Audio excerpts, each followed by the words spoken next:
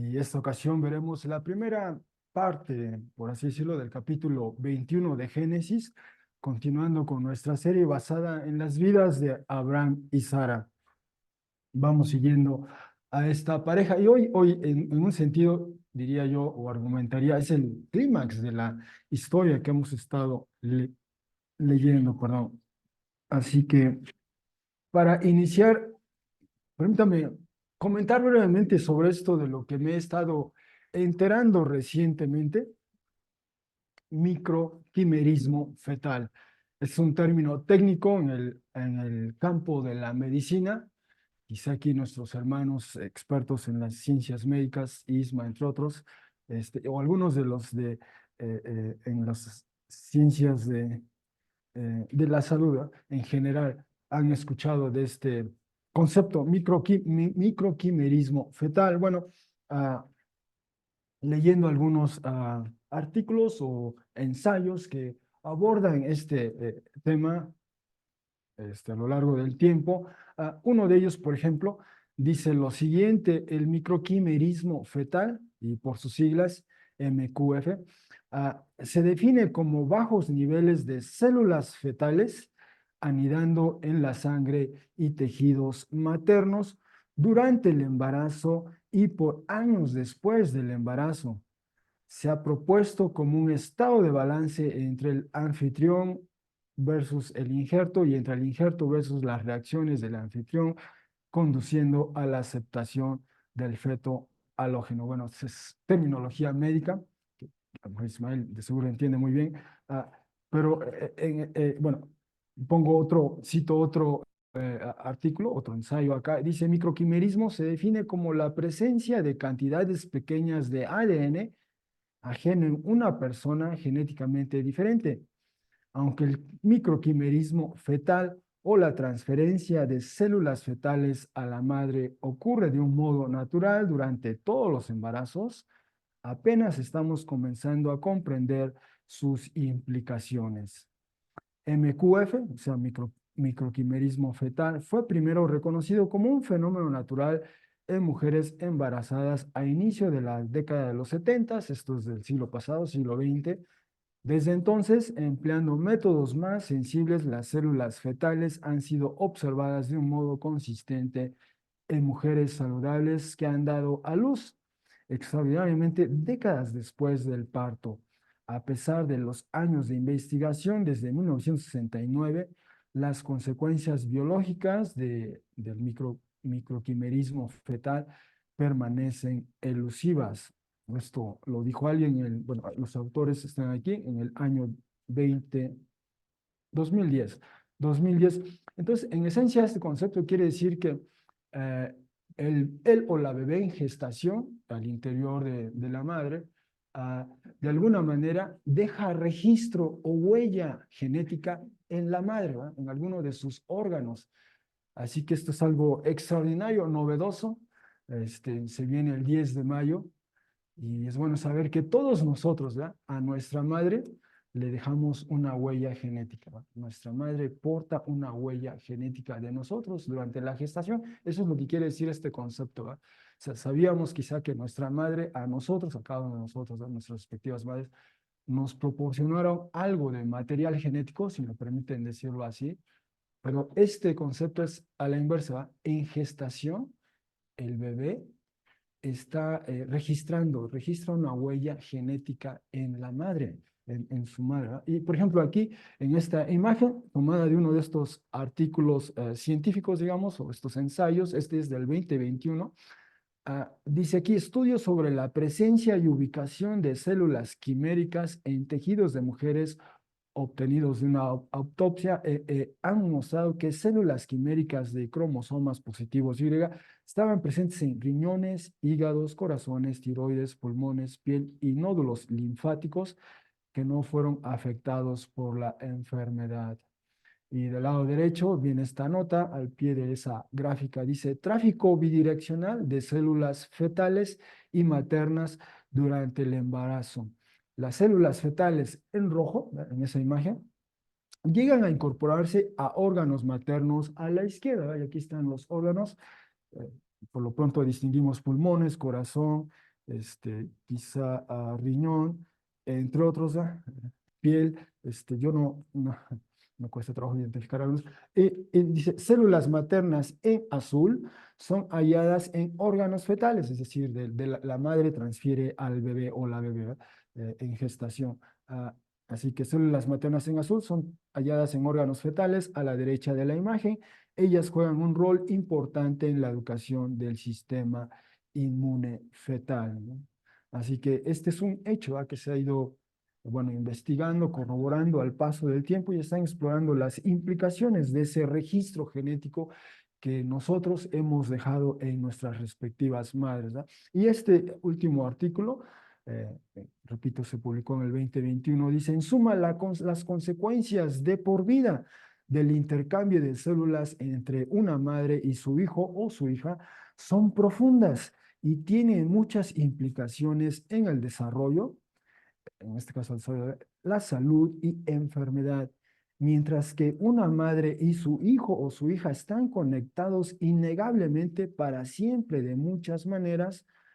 Los estudios presentados aquí demuestran que la conexión existe al nivel más básico granular celular, ¿verdad? Entonces hay este vínculo de por vida entre madre y bebé, madre y niño o madre o niña, ¿verdad? Entre madre y bebé queda ese vínculo de por vida en ambos, ¿verdad? Queda un registro de la presencia de ese bebé en su madre de por vida. Y tan es así que se dio este caso.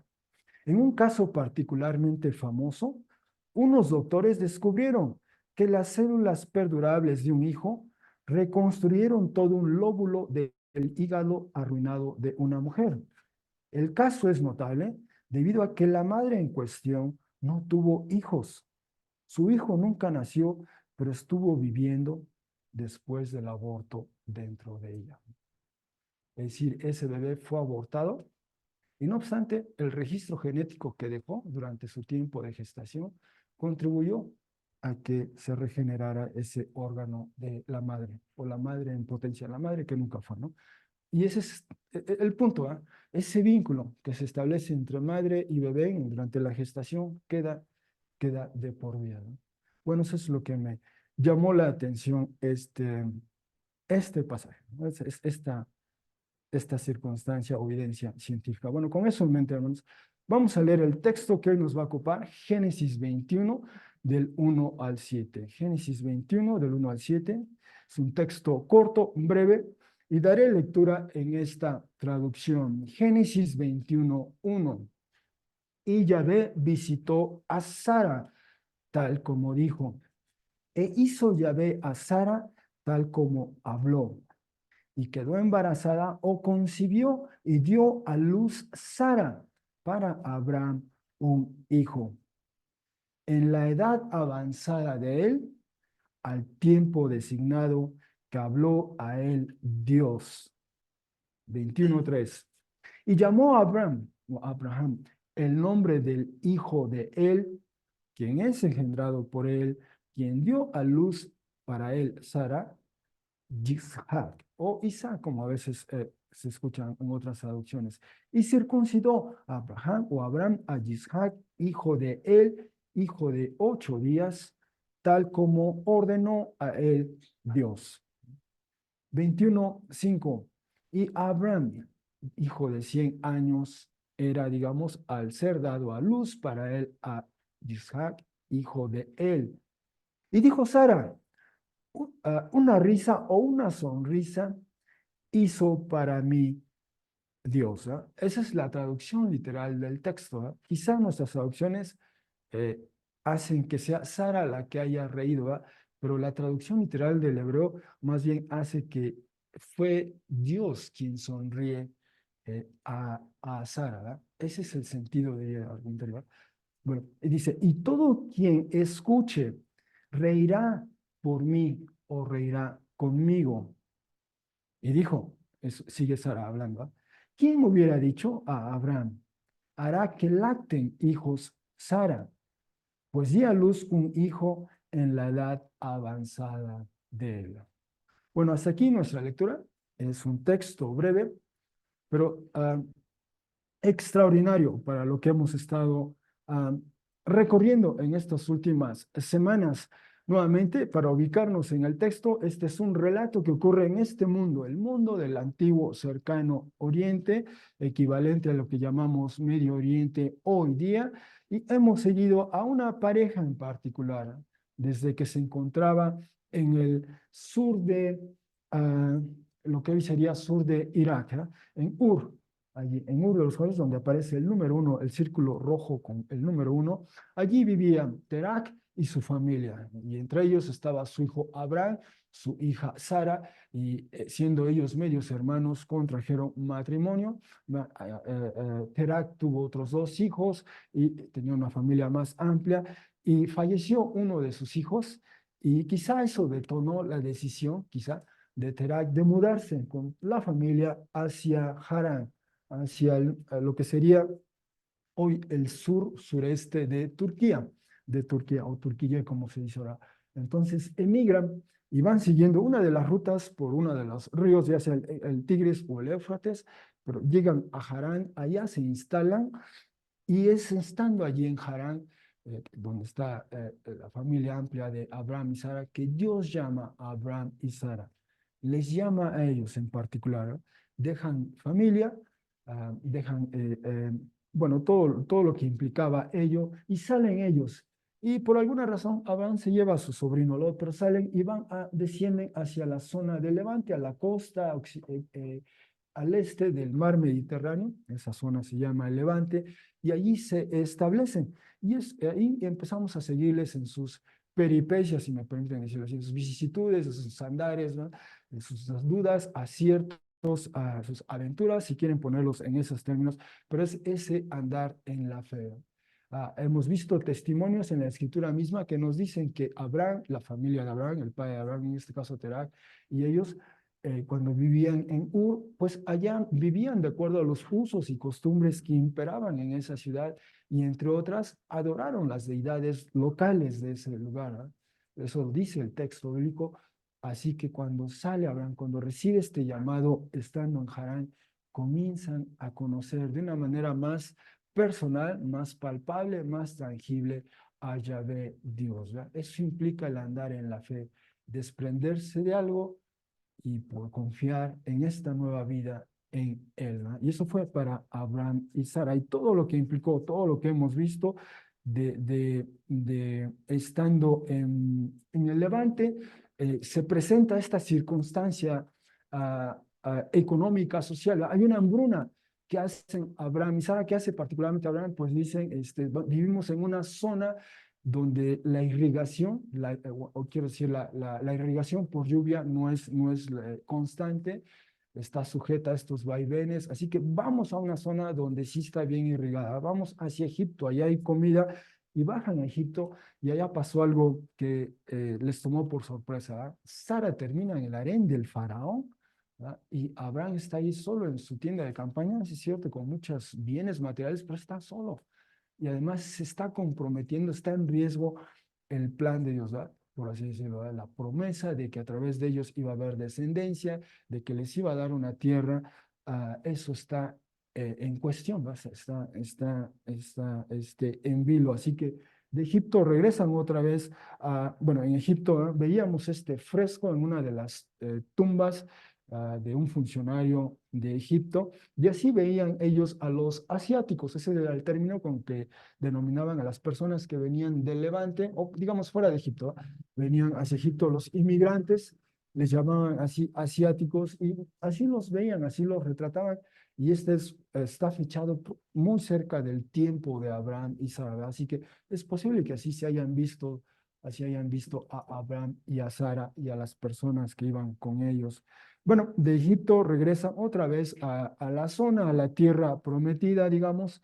Están en Hebrón, se instala por Hebrón, y ahí vemos que se retira de ellos Lot, ¿verdad? Y se va a la zona de Sodoma y Gomorra, digamos, en esa zona irrigada por el río Jordán. Y pasan todos estos eventos, ¿verdad? Ahí es donde está Abraham y se entera de que esta alianza de reyes de Mesopotamia invaden a reyes de la zona donde ellos vivían, la zona del Levante, y Abraham interviene y comienza a hacer bendición para varias naciones, varios grupos. Después Dios hace un pacto con Abraham y con Sara, ¿va? Se confirma, se ratifica ese pacto. Y la semana pasada, pues vimos, bueno, a los últimos, digo, domingos previos, vimos cómo ah, se llevó a cabo ese juicio sobre Sodoma y Gomorra, ¿verdad? Algo había en esa comunidad, bueno, en ese círculo de ciudades, algo siniestro ocurría. Dios tiene que confrontar eso y veíamos, es un pequeño, es un juicio, así como el Mabul de aguas en Génesis del 6 al 9. Bueno, en Sodoma y Gomorra es a pequeña escala, ¿va? Pero en vez de ser un Mabul, lo describe como cae fuego, ¿va? Fuego y azufre del cielo, y vimos que la evidencia del fenómeno natural, ¿verdad? De ese terremoto, ese sismo probable que se dio ahí.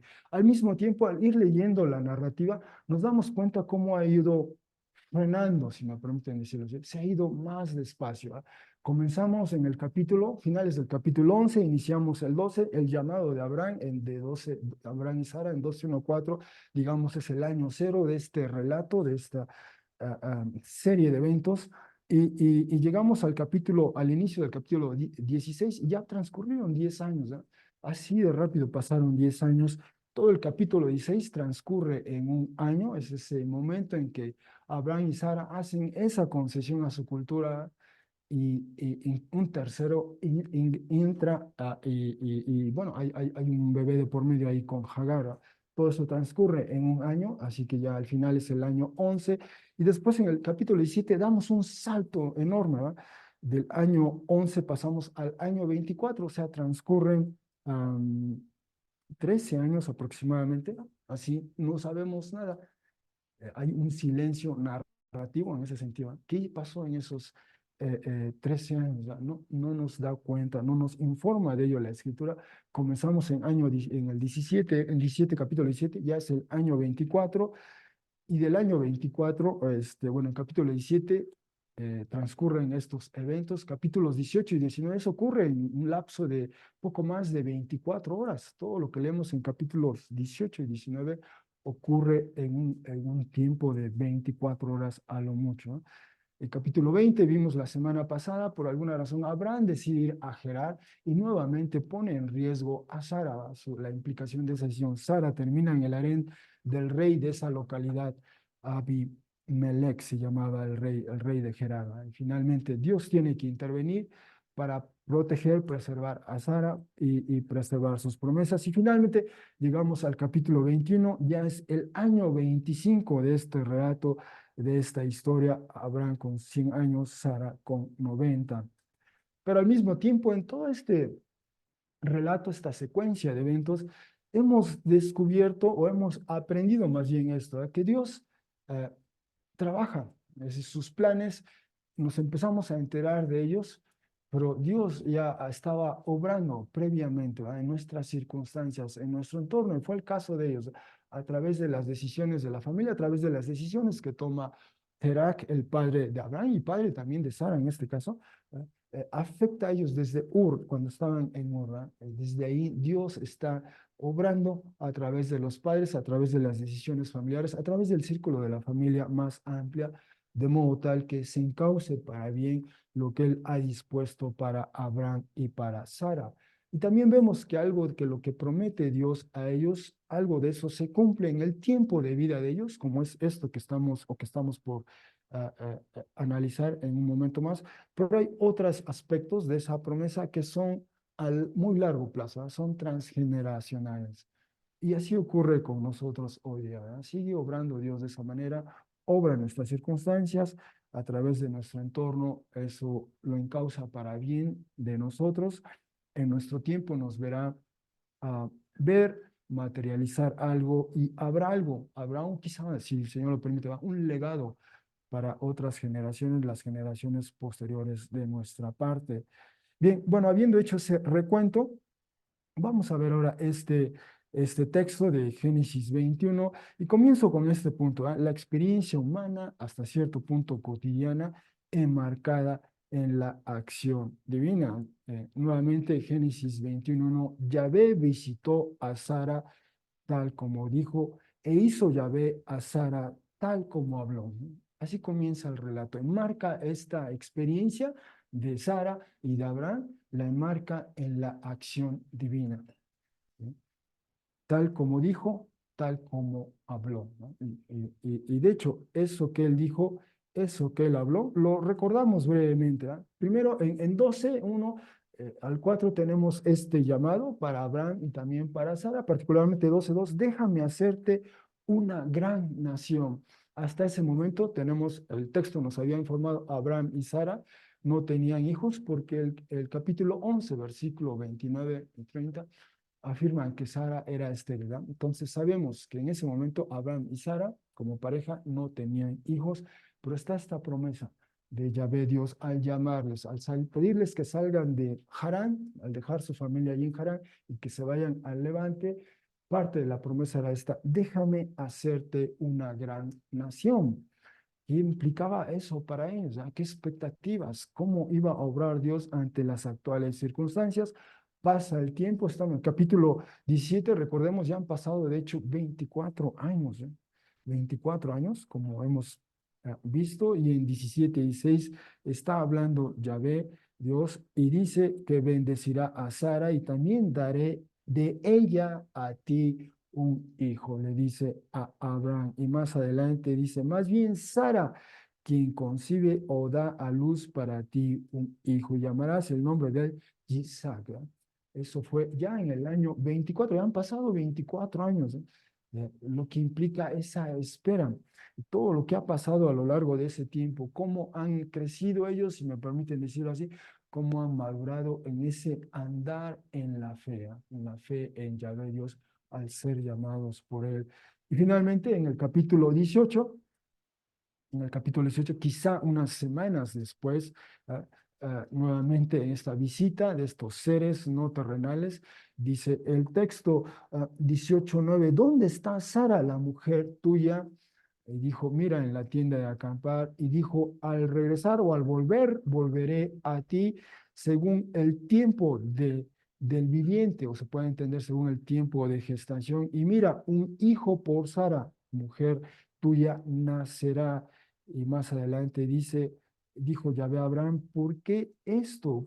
Se ha reído Sara al decir, así que en verdad concebiré. Por cierto, yo he envejecido, y se pregunta, es muy difícil, es inusual de parte de Yahvé una palabra, es decir, afirmar esto. Al tiempo designado regresaré a ti, y según el tiempo de gestación, y para Sara un hijo. Entonces, es decir, el hecho de que ahora Sara haya concebido y dado a luz, todo está enmarcado en esta acción de vida, estos planes y propósitos de Dios, particularmente para esta pareja, ¿verdad? Pero en general, este es, digamos, parte de la vocación humana, ¿verdad? Cuando se consolida, cuando se forma, se consigue esta relación hombre-mujer, tiene siempre en el horizonte esta posibilidad, la posibilidad de juntos procrear, dar a tener descendencia, es parte de ese llamado. Pero ahí está.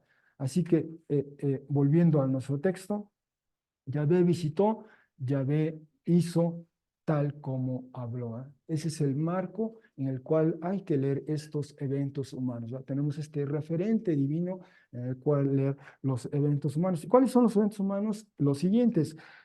Quedó embarazada o concibió y dio a luz Sara para Abraham un hijo, ¿eh?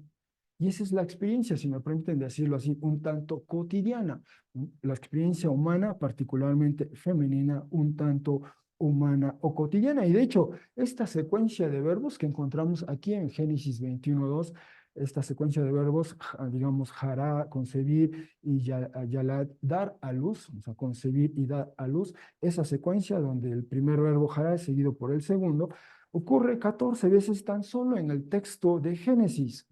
La primera vez, de hecho, ocurrió en Génesis 4:1, cuando se habla de Java o Eva, ¿no? Eva concibe y da a luz, y en este caso dio a luz a su primer hijo, Caín. Posteriormente, en Génesis 4:17, se lee lo mismo de la mujer de Caín, ¿ve? Concibe y da a luz.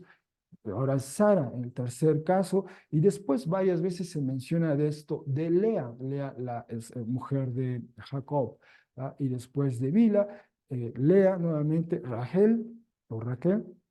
Y finalmente, en Génesis 38, del 3 al 4, se refiere a la mujer de Judá, uno de los hijos de Jacob y Lea, justamente. Ahora su hijo Judá, su mujer concibe y da a luz. Entonces, el texto nos narra, usa esta narración breve, escueta, pero que sintetiza esta experiencia humana. Concebir y dar a luz es un lapso de 9 meses en nuestra experiencia humana.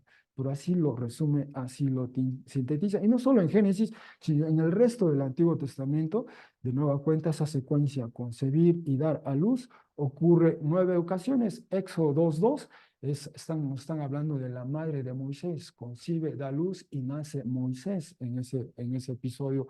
O bien, como leímos justo al inicio de nuestro servicio, leímos 1 Samuel 2, y después para nosotros, Nayeli leyó 1 Samuel 1, y es el relato de Hannah. Hannah, y escuchamos de Hannah, ¿eh? Hannah en una situación particular, pero además ella era igual que Sara, estéril, estéril, y va en ese tiempo horas, derrama ahí lágrimas, digamos, derrama su alma delante del Señor, y la oración de Hannah es singular, es peculiar, ¿verdad? Ella pide para dar. Eso es lo que hizo Hannah, ¿no? Le pide al Señor que le diera un hijo o una hija para después dárselo a él, no para retenerlo, sino simplemente pide para dar. Y así fue, ¿no? Nació su bebé, esperó que creciera lo suficiente y va y se lo entrega y se lo deja al sacerdote, y se quedó ahí Samuel, su hijo, ¿no? Sirviendo, pero pidió para dar. Y eso fue algo extraordinario. Después Dios les bendijo con otros hijos, otras hijas, ¿eh? En el Salmo que leímos habla de la mujer estéril da 7 hijos, ¿eh? Y así fue en el caso de ella, Hannah. Bueno, está también este relato del profeta Elías. Está en casa de una mujer le hospeda, este, le ofrece hospedaje, está en una habitación, y esa mujer eventualmente, bueno, digo, con su esposo, pues ella concibe y da a luz, ¿verdad? Ese es otro caso que así narra. O también está Isaías 8:3, la mujer del profeta Isaías. Ella concibe, da a luz. Otro profeta, Oseas, también su mujer de nombre Gomer. Ella concibe y da a luz. Y finalmente la mujer de Efraín. Bueno, repito, esa es la manera en que el texto bíblico en hebreo comunica, ¿va? Concibe y da a luz. Obviamente sintetiza, resume para nosotros 9 meses, ¿va? Y todo lo que transcurre en 9 meses, ¿va? En un embarazo, particularmente para la mujer, ¿no? Todas las implicaciones, todos los desafíos de salud, todas las circunstancias alrededor, pero el texto resume, sintetiza así. E incluso, por ejemplo, en ese famoso pasaje de Isaías 7, cuando el profeta Isaías le pide al rey, pide una señal, le dice, no, no le voy a pedir ninguna señal, ¿eh? Dice, pues Dios te da una señal, ¿verdad? Le dice, la mujer nubil, la mujer joven, ella queda embarazada y va a dar a luz un hijo, en el porvenir, y llamará su nombre Emmanuel, que significa con nosotros Dios, o Dios con nosotros, ¿verdad? Incluso en ese episodio así se frasea, así se articula esa expectativa que después el Nuevo Testamento lee en términos mesiánicos, ¿no? Pero concebir y dar a luz, esa es la experiencia uh, uh, femenina, ¿no? Digamos hasta cierto punto ordinaria, humana, quiero decir, ¿verdad? Así que eso se lee en este marco de la acción divina. Yahvé dijo, Yahvé habló, y por lo tanto ella, y en esas circunstancias particulares, como dice el siguiente texto, ¿verdad? En la edad avanzada de él, y también es el caso de Sara, ¿verdad? La edad avanzada de ella misma en capítulo 18 se sabía a sí misma que ya su tiempo de fertilidad había pasado, había expirado. Ella misma lo comunica en Génesis 18, se sabía sus propias condiciones, así que en la edad avanzada de Abraham, por un lado, en la edad avanzada de ella, ocurre esto que es extraordinario, ¿eh? Pero eso solo se explica por la acción divina. Yahvé dijo, Yahvé habló, y por lo tanto Él interviene y hace que ellos vivan esta experiencia en un sentido tan humana, tan cotidiana, si me permiten decirlo así, en esas circunstancias. En la edad avanzada, al tiempo designado. ¿Ah? Y esta expresión del tiempo designado ya la habíamos visto en 17:21, en 18:14, y de hecho, la primera vez que aparece esta frase, al tiempo designado, es en el relato de Génesis 1, cuando Dios crea, en ese relato, se nos habla que Él crea la lumbrera mayor, o la luminaria mayor, la luminaria menor. ¿Verdad? ¿Cuál es la función de estas luminarias? Pues dice, es para designar estos tiempos, ¿verdad? Y uno de esos tiempos es justamente este tiempo designado, el tiempo que toma la gestación de un ser humano. ¿No? Esa es la función de estas luminarias. Desde Génesis 1, ese es justamente el propósito de ello. Así que vemos la experiencia humana cotidiana enmarcada en la acción divina y en la que resaltan estas circunstancias particulares, ¿verdad? Que desde nuestra mera perspectiva humana sería, de hecho, imposible, imposible, pero ese es nuestro Dios. Ah, bueno, ese es el primer punto. El segundo es este, el símbolo del pacto.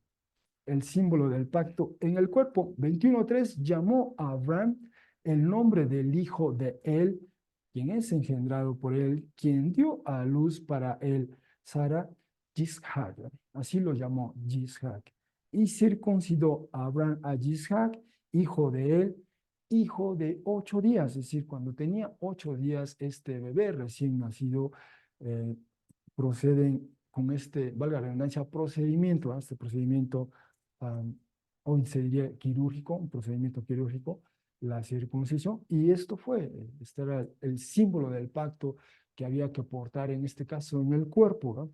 En el cuerpo, en el caso de un hombre, tal como ordenó a él Dios. ¿No? Y de hecho, si lo recordamos, en 17, esto lo leímos y lo vimos en capítulo 17, en esta manera en que Dios está ratificando su pacto con Abraham y con Sara, llega el momento en que de hecho les cambia los nombres, ¿verdad? Los cambios, aquí ya es Abraham, ya no es Abraham en hebreo, sino Abraham, y le dice, y tú, el pacto mío, cuida o protege tú y la descendencia tuya después de ti por las generaciones de ellos. Este es el pacto mío que preservarán entre mí y entre ustedes, es decir, entre la descendencia tuya después de ti, a ser circuncidado todo varón, y serán circuncidados en la carne del prepucio de ustedes, y será por signo del pacto entre mí y entre ustedes. Pero también en ese pasaje, bueno, sigo leyendo, dice, y el hijo de 8 días, literalmente es eso, así está, ¿no?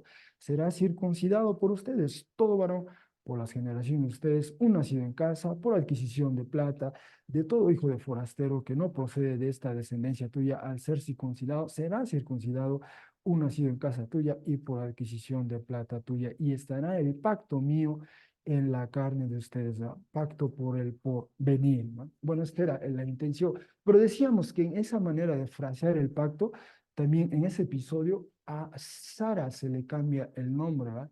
Y en un sentido su nombre, el cambio de nombre, así como el de Abraham, también connota esa manera de portar una evidencia, un signo, si se quiere, del pacto, ¿verdad? Sara se le cambia el nombre y además se precisa el alcance de esa promesa para allá. A través de ella vendrían reyes, dice, reyes, naciones, ¿no? Por eso fue parte de las implicaciones del pacto también para Sara. Bueno, ese es un aspecto, perdón. ¿Verdad? Entonces, esto es lo que Abraham lleva a cabo, ¿no?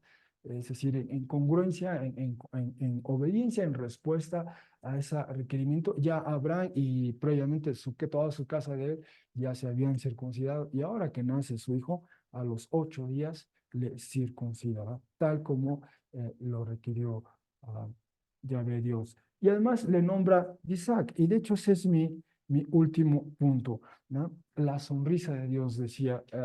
El texto en 21:5 dice, y Abraham, hijo de 100 años, digo, ese es un hebraísmo, una manera de comunicar la edad.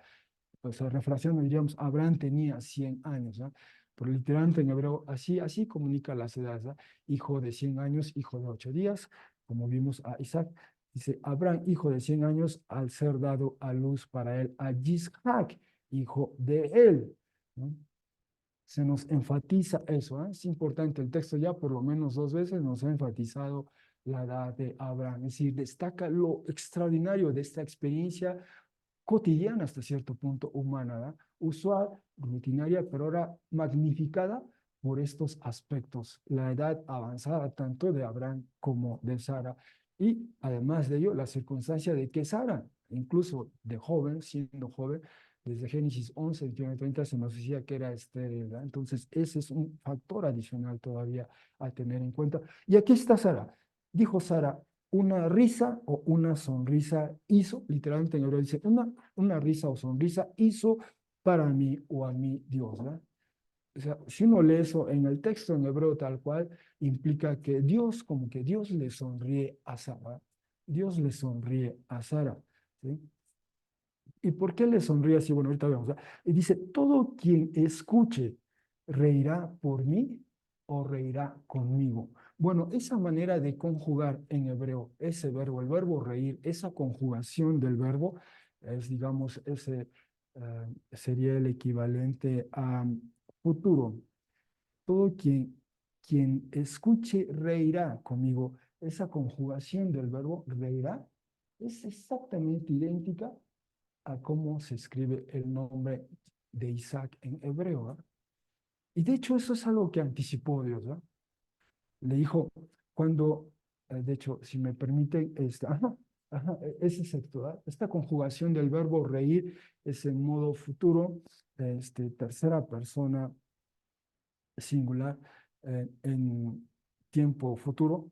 Esa conjugación del verbo en hebreo es idéntica a cómo se escribe el nombre de Isaac en hebreo, Isaac. ¿No? Y en parte lo anticipó Dios. Si recuerdan, en Génesis 17, Dios le dice a Abraham, ¿verdad? Que él va a tener un descendiente biológico, va a ser suyo, ¿verdad? Va a ser suyo. Y en su respuesta dice, cayó Abraham sobre el rostro de él y rió, ¿verdad? Así rió para sus adentros, se puede decir, y dijo en el corazón o para sus adentros, para un hijo de 100 años, ¿ya? Él es el hijo de 100, ¿será engendrar posible, podemos decir? Y si Sara, una hija de 90 años, será concebida. Por eso fue su reacción inicial, irse, ¿verdad? Y es entonces cuando, si continuamos leyendo 17, le dice Dios a Abraham que Sara va a tener un hijo y le va a llamar justamente así. Se llama Isaac porque esa fue la reacción inicial, no solo de Abraham, sino también de Sara. En 18:13, cuando vimos el capítulo 18, en algún momento dijo Yahvé a Abraham, ¿por qué esto? Se ha reído Sara al decir, así que en verdad concebiré. Por cierto, yo he envejecido, ¿verdad? Es decir, ¿cómo es posible? O sea, ya pasó el tiempo, ha pasado el tiempo y el tiempo ha dejado su huella en nuestros cuerpos, digamos, y eso ya no es posible, ¿verdad? Y es esa manera de expresar quizá nuestra reacción, nuestra incredulidad, incluso, ¿verdad? Reírnos. Y dice más adelante, es muy difícil o es inusual de parte de Yahvé una palabra, al tiempo designado regresaría a ti y según el tiempo de gestación y para Sara un hijo. Y más adelante dice, negó Sara al decir, no me reí, pues temió y dijo, no, pues se rió. ¿Verdad? Es la respuesta de Yahvé. Entonces, ¿cómo responde Dios a nuestras reacciones humanas que lo que él se propone hacer nos parece inviable, ¿verdad? Nos parece de hecho imposible, ¿verdad? Y entonces hace de ese aspecto, de esa nuestra acción, digamos, un símbolo, una señal que de por vida, ¿verdad? Cada vez que vieron a su hijo, cada vez que pronunciaban el nombre de su hijo Isaac, seguramente se acordaban cómo primero reaccionaron a la palabra de Dios, a la promesa de Dios, de que en esas condiciones de edad avanzada, en esas circunstancias de sus cuerpos mismos, iba a ser posible para ellos concebir y tener este hijo. ¿Verdad? Y eso, Isaac les recuerda eso. Isaac, de hecho, es eso, quien se reirá, todo el que se iría conmigo. Así que vuelvo a este punto. Ah, eso es lo que dice Sara, ¿verdad? Eso es lo que dice Sara. Y ahora ella lo ve así, repito, en hebreo se puede entender así, una sonrisa hizo Dios para mí. Es decir, yo antes me reí por lo que él dijo que iba a hacer y me pareció que era imposible, ¿verdad? Pero él sonríe para mí, ¿verdad? No, no es debo decir, en el contexto nunca uno lee una insinuación de que esta es una suerte de burla, ¿verdad? de que Dios se burla no, no, no, todo lo contrario, ¿va? O sea, de hecho, yo diría más bien es un gesto, una señal de gracia, ¿va? O sea, porque a pesar de nuestra incredulidad, Dios corresponde de esa manera, ¿va? Él le sonríe a Sara, ¿va? Le sonríe después de la enorme espera y de todo lo que ha implicado para ella, ¿no? Y al final está ella disfrutando de ese momento singular, especial para ella, para Abraham, ¿va? En este clima de la historia. Y por eso se preguntarán, ¿quién hubiera dicho a Abraham, hará que lacten hijos Sara? ¿No? ¿Quién hubiera dicho? Después de lo que ha pasado, después de nuestras circunstancias, de hecho se sabía que Sara es estéril desde el 11, 20, 29, 30, ¿va? Se sabía y han pasado el tiempo y mira, ¿quién hubiera dicho eso? Pues di a luz, dice Sara, di a luz un hijo en la edad avanzada de él, ¿va? Y ella bien pudo haber dicho también en mis circunstancias particulares de esterilidad y también de edad avanzada, todo lo que implica eso. Es decir, esta experiencia humana en el marco de la acción divina magnificada por estos factores tan especiales de Abraham y Sara, ¿no? Bueno, este es el clímax. ¿Ah? Hemos estado leyendo esta historia y finalmente llegamos, y repito, en el versículo 2 es donde lo resume todo, lo sintetiza todo. Así que, en conclusión, hermanos, una línea de 11 palabras en hebreo. Génesis 21:2 consta de 11 palabras, la manera en que se construye gramaticalmente 11 palabras, y en 11 palabras se resume, se sintetiza todo eso que hemos leído desde finales del 11 hasta ahorita, ¿verdad? Ese llamado para esta pareja, cuánto tiempo ha pasado, cuántas circunstancias, cuántos eventos, cuántos riesgos y peligros, y finalmente se materializa esa promesa. Ese es el clima, ¿sí? En su vejez, ella concibe de él y da a luz un hijo, y todo eso está enmarcado en la acción divina que ha tomado 25 años hasta ese punto, ¿no? 25 años para ello. Por cierto, la manera en que se describe la experiencia de Sara es una recurrente a lo largo de la narrativa bíblica. En particular, destaca la afinidad con Rachel o Raquel y Hannah, ¿no? De la que leímos al principio de nuestro servicio. Ambas mujeres estériles en las que también tuvo que intervenir Yahvé Dios. Hubo algo de ellas, una petición, algo de ellas hacia Yahvé Dios. Yahvé Dios respondió, atendió su ruego, su súplica y intervino de una manera extraordinaria, ¿no? Por lo tanto, el texto enfatiza con cierta ambivalencia, debo decir, esa sonrisa de Dios para bien de los suyos, ¿verdad? El Señor le sonríe a Sara, ¿verdad? Le muestra su gracia, su compasión, su misericordia y también ese despliegue de su poder en esas circunstancias, en esas circunstancias. Bueno, algunas implicaciones del texto que hemos leído invita al texto a pensar en lo siguiente, entre otras cosas. Primero, el marco temporal de la acción de Dios en las vidas de Abraham y Sara. ¿Cómo ilumina nuestras circunstancias particulares hoy día como individuos, como familia, como comunidad, como nación? 25 años le tomó, es decir, 25 años para llegar a ese punto, ¿no? ¿Qué es lo a que nos ha llamado el Señor a nosotros? ¿Ah? Nos llama a andar en la fe en Jesús, pero los planes de Dios a veces son en ocasiones son de muy corto alcance, a muy corto plazo, ¿ah? Pero otras mediano o largo plazo, y hay que tener en cuenta eso, ¿eh? A lo que nos llama el Señor, a andar en la fe en Jesús. Esos tiempos del Señor a veces son largos, ¿eh? Y a lo largo de ello hay ese aprendizaje. Segundo, ¿cómo apreciamos esta experiencia humana hasta cierto punto cotidiana? ¿Eh? Vida, salud, vocación, es decir, todo lo que día a día llevamos a cabo y a veces perdemos de vista que en medio de ello, que todo eso podemos llevarlo a cabo, podemos realizarlo justamente porque nuestro Dios en quien hemos creído lo permite, ¿va? Lo concede, está al tanto de ello, está trabajando en nuestro entorno y hace posible que llevemos a cabo, que disfrutemos, que vivamos a plenitud aquello que nos ha llamado. Y finalmente, nuestro andar en la fe en Jesús, ¿no? ¿Cómo se ve alentado o cómo se ve desafiado quizá por el caminar en fe de Abraham y Sara, ¿no? Esto que estamos leyendo ocurrió hace 4000 años aproximadamente, ¿no? Aproximadamente 4000 años, ¿no? Y hoy día también escuchamos de circunstancias, de factores difíciles desde nuestra perspectiva, y quizás hasta imposibles, ¿verdad? Desde nuestra perspectiva humana, pero esa es parte del andar en la fe, confiar, esperar en el Señor y algo extraordinario pasa, ¿no? Lo pasó con Sara, pasó con Rachel, pasó con Hannah, por mencionar algunas de ellas, pasó con Elizabeth, ¿no? En el Nuevo Testamento, en Lucas, de hecho, ese era el caso también de una pareja avanzada en años, ¿no?